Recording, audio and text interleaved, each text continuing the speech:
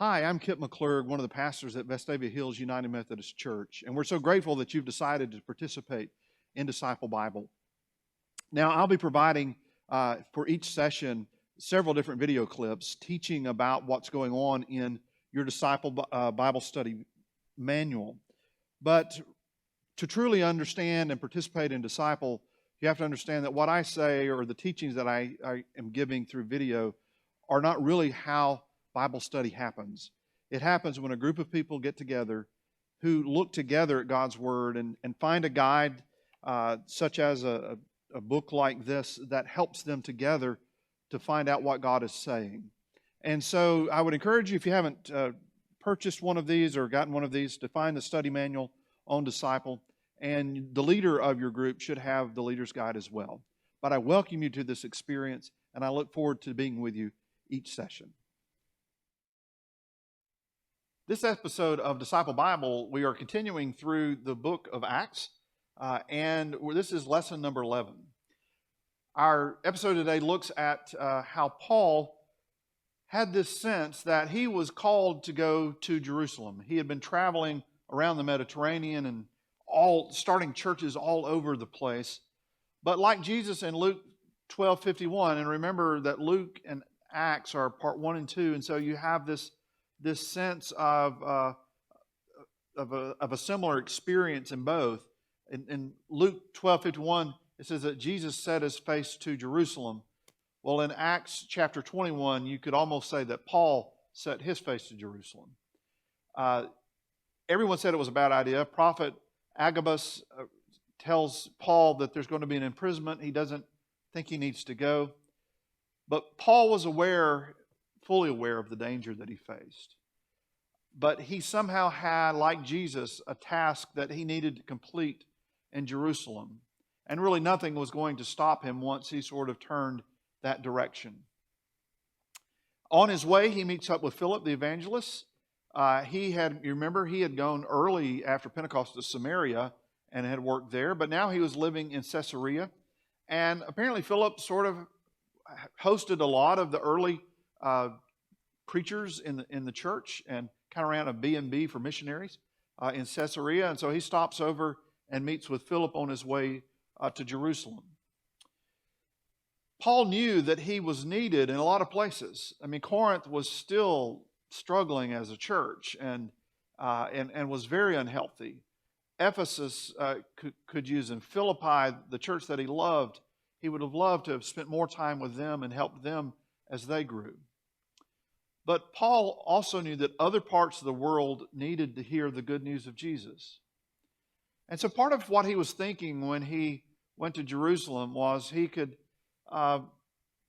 sort of leave Jerusalem and go to Rome and use Rome as a base to go west to Spain and who knows where else, because he had not ever gone that far.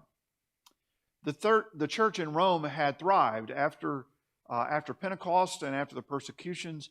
People left, and of course Rome was the capital of the Roman Empire, and so it was large, and the church there was large. I remember one figure, as many as 60,000 people were a part of the church in Rome. Today we know the Church of Rome as where the Roman Catholic Church is still centered, and where the Pope lives, and the church has a history that goes all the way back to the time of Paul, and it was believed to be founded by Peter. They were strong, and so Paul's thought was, well, they could be sort of a great base of operations to go from. And so before he went to that place and went towards Rome, he wanted to go to Jerusalem and finish up some business. And the business that he wanted to finish up was that he had been receiving an offering from the Gentile churches, sort of a peace offering and a way to help the church in Jerusalem that had experienced severe famine and all kinds of troubles as a city and as a church. And in the back of Paul's mind is the question, would they accept the help from the Gentiles?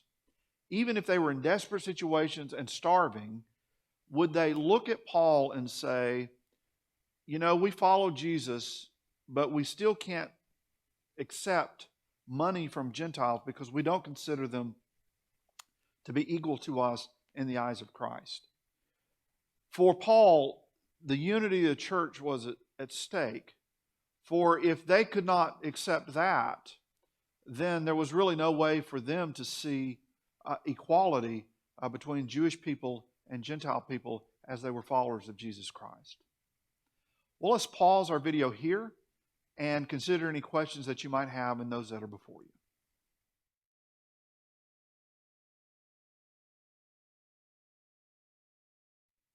When Paul eventually did make it to Jerusalem, the Jerusalem church needed to know that Paul was a good Jew. And an easy way to demonstrate that would be for Paul to end his Nazirite vow. And if you're familiar with the Nazirite vow, that's a person who has chosen, I like to say, to avoid booze, barbers, and dead bodies. And they would not cut their hair. If you remember the story of Samson and Delilah, he was under a Nazirite vow. And they would not touch alcohol, and they would always avoid bodies. And so Paul had sort of taken this vow as he was headed back to Jerusalem, and it was already in progress. And to end it, he would need to go into the temple area, and there would be 7-day rites of purification. He would have to pay to have his head shaved, and this would prove that he was a good Jew. Interestingly, they were very happy to receive his offering. And so Paul was very excited about that piece of the church seemed to be connecting well, that people could see that there was really not a wall of separation, but they were truly one in Christ. And so Paul decides that this is the best way for him to gain credibility because he's, again, walking this line between being a Jewish person but dealing with a lot of Gentile people. And so he heads to the temple to complete this act. When he arrives at the temple, there's a lot of energy and anger. Word had gotten out that Paul was in town. Remember, he's been arguing with these preservationist Jewish people, even Jewish Christians, for years. And he hadn't made a lot of friends with them. And so when he goes to the temple, a false claim arose that he took a Gentile named Trophimus into the temple. Now, there were different levels of and places in the temple that people could go. There was a place for Gentiles, which is far out. There's a place for Jewish women, it was a little closer. And then there's a place for Jewish men, which was nearer to the Holy of Holies. And the Holy of Holies was only for the priest on the holiest of days.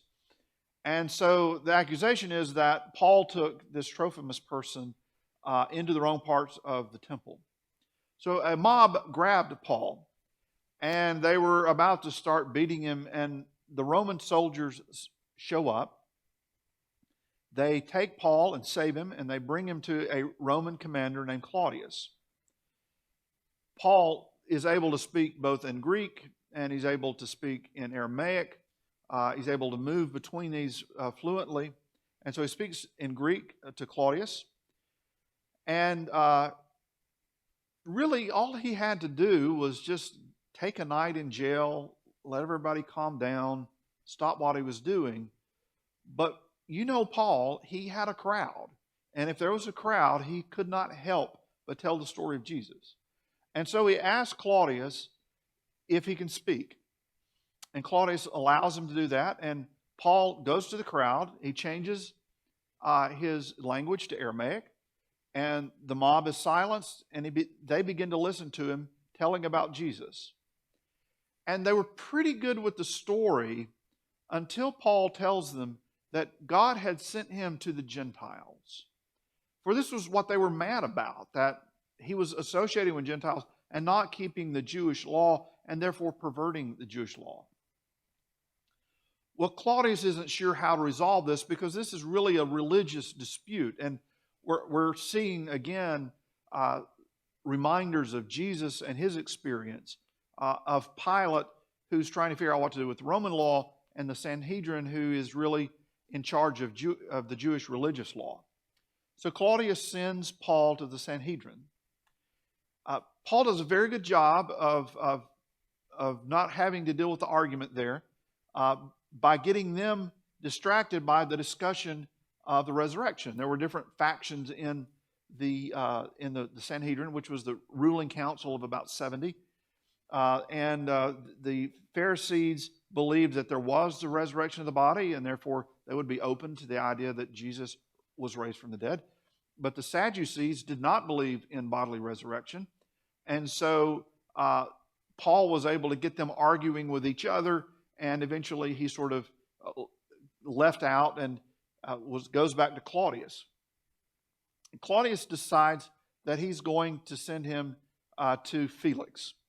And Felix was sort of the upper level up, and but he was an inept leader. And he owed a lot of favors to the Jewish leaders. And he also was kind of waiting on Paul to bribe him to get him out of such a silly charge. He finally decided, after a tribunal, that he was going to flog Paul with a whip, which in that time, well, any time, but especially that time, could be a fatal event. Jesus, you remember, was flogged and then crucified, but even the flogging, there's so much damage done to the body, so much opportunity for infection, that a flogging could ultimately lead to a death sentence as well. Paul, unlike Jesus, has a very special card up his sleeve. Paul had been born as a Jewish citizen. And even though he was Jewish, the city that he was born into, Tarsus, every person there had been granted citizenship as a sort of a repayment by the emperor. And unlike Jesus, Paul could demand a hearing in a full Roman court and appeal all the way up to Caesar rather than being dealt with in a lower court or by the Jewish leaders. And so Paul decides that he's going to pull that card. And so he begins the appeals process, essentially. Festus replaces Felix as the Roman curate. He's in jail for several years there, even in Jerusalem. And so Felix was inept, and Festus comes along. I get all these folks confused. I keep thinking I'm watching Gunsmoke or something. But anyway, Festus shows up and replaces Felix. And again, this is the Roman side. So Festus is now the Roman kind of governor. But there is you have the Sanhedrin, which is the religious side, and there's this sort of in-between ruling group, which was the family of King Herod. Rome tried to sort of soften their governance of that region because it was so often influenced by religion, and a new Roman governor just didn't understand the religion and could easily, things could just mount into a civil war at the drop of a hat, and they didn't even know what hat had dropped. So the Herod family had long been this sort of go-between. And Herod Agrippa II is descendant of Herod the Great, and he is the regional king to handle the more specifically Jewish issues. But Paul sees these as great opportunities. He doesn't go there to plead his case.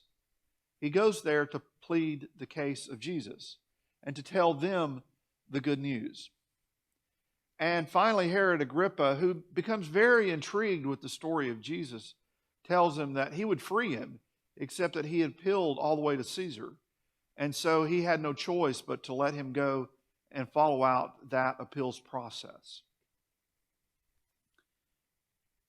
And so Paul is put on a boat, and he is sent to Rome so that he can follow the judicial process up to all the way up to Caesar. The boat that he is on wrecks on the island of Malta, and Paul is trying to tell them, that he has a sense what they need to do, and nobody listens to him. The captain doesn't listen, and they wreck. But no one is killed. But they're shipwrecked, and they all come ashore.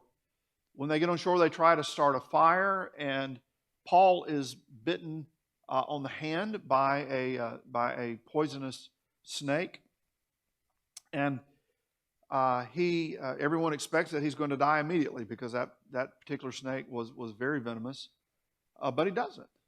And so people are wowed and awed at this man who seems to be able to escape both a shipwreck and death from a snake.